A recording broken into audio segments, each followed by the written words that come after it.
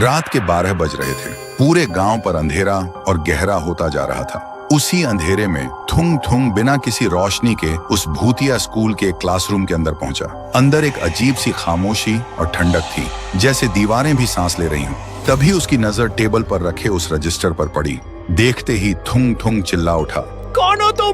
मेरी सीता ने क्या किया? सामने आओ। तभी उसके पीछे से एक आवाज आई। वह तुरंत घूमा और देखा एक चमकता हुआ आदमी उसके बिल्कुल सामने खड़ा था। वह आदमी धीरे से बोला, मेरा नाम राइस्टार है, मैं इस स्कूल का टीचर था। मैं एक टीचर के साथ साथ एक किसान भी था।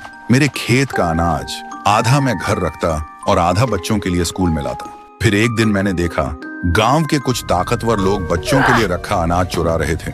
जब मैंने उन्हें रोका तो उन्होंने मुझे बेरहमी से पीटा। मैं दर्द से चीखता रहा, भीख मांगता रहा, पर उन्होंने मुझे जान से मार दिया। फिर मेरी लाश को स्कूल के बाहर उस पेड़ से लटका दिया था और लोगों से झूठ बोलकर मेरी हत्या को खुदकुशी का नाम दे दिया और इस स्कूल को हमेशा के लिए बंद कर दिया गया। तब से मेरी आत्मा इंसाफ और बदले के लिए भटक रही है। थुंग थुंग रोते हुए बोला, पर इसमें सीता और बाकी लोगों की क्या गलती? किसी और की गलती किसी और को क्यों भुगतनी पड़े? और सीता के पेट में जो मेरा बच्चा है उसकी क्या गलती है? कुछ देर तक राइस्टार चुप रहा, फिर बोला, ठीक है, अगर तुम गांव वालों को पूरा सच बता दो तो मैं कभी किसी को कुछ नहीं करूंगा।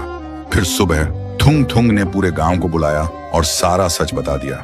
सच सुनकर गांव वाले हैरान रह जाता है। फिर पूरा गांव स्कूल के पास जाकर घुटनों के बल बैठकर राइस्टार की आत्मा से माफी मांगने लगता है। माफी मांगते ही वो रजिस्टर जलकर राख हो गया। उस दिन के बाद धारमपुर में कभी कोई अचानक मौत नहीं हुई और कुछ दिन बाद सीता ने एक प्यारे से बच्चे को जन्म दिया।